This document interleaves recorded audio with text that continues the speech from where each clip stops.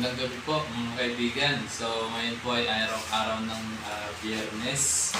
Okay, October 24, 2025.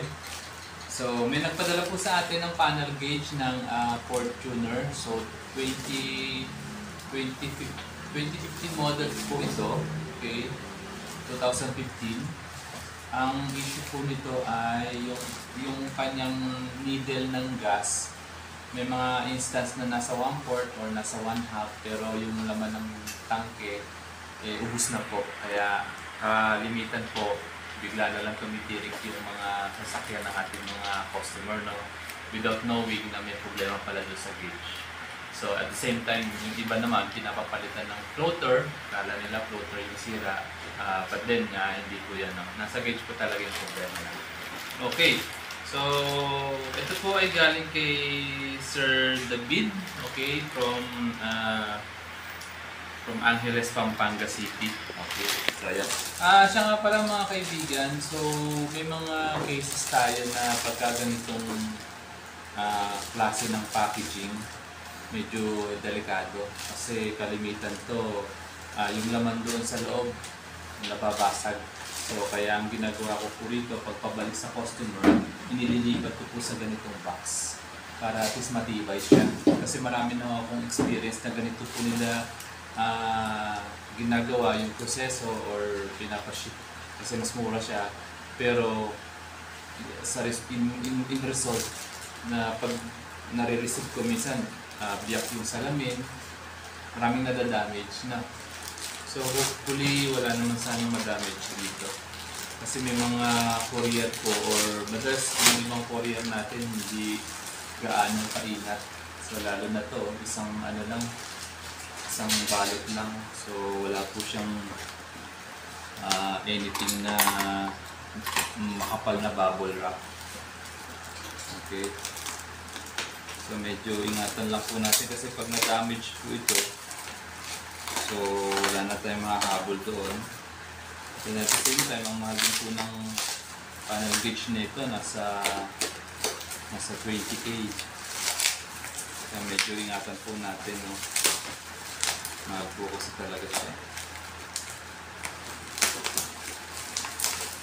Okay. Yan. Natin. So, balikan ko muna kayo. Post ko muna po habang tinatanggal ko po. So, ayan na. Natanggal na po natin mga kaibigan. So, buti naman po hindi na damage na na-crack. Kasi yung iba po talaga dyan, talagang biyak to. Tanggal yung mga needle. Okay. Yan.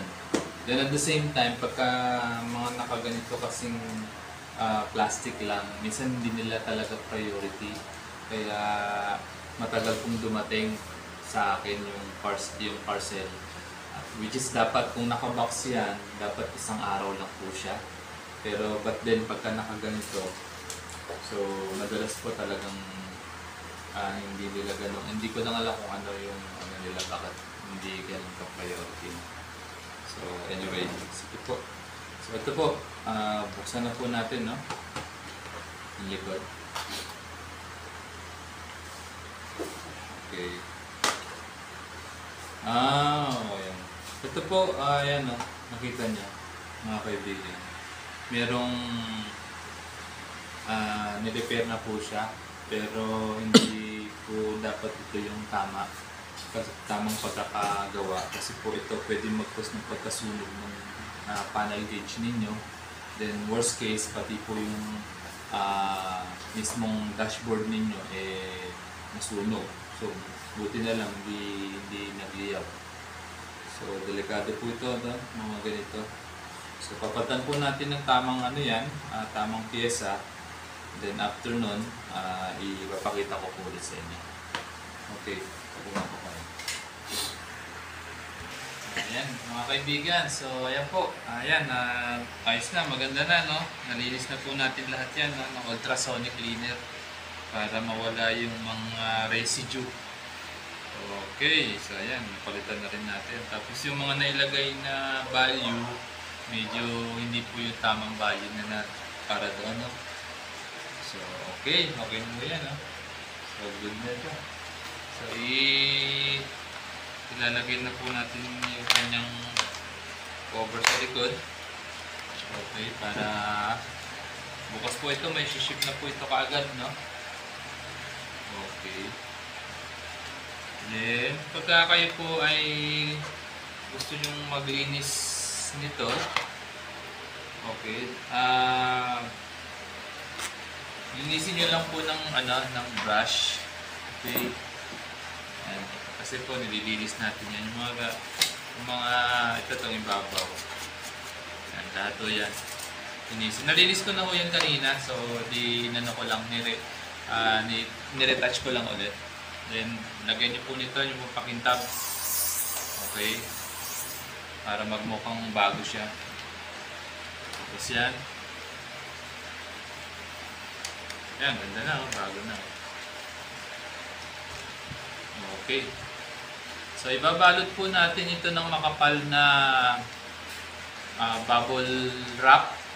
Okay, then ipapasok natin at gagamitin po natin itong box nito para ipaship kasi napaka-maselan po nitong gauge nito at pagka na-damage po ito, napakamahal po. Lalo na itong cover lang nito, nasa around 3 to 4 yata ito. Parang ganun po. Yung cover pa lang yun. No? Yan. Okay na po siya. Oh. Okay, good to go. Ayan mga kaibigan, salamat po sa inyong tiwala. Ayan mga kaibigan, okay na po. Salamat po sa inyong tiwala at suporta.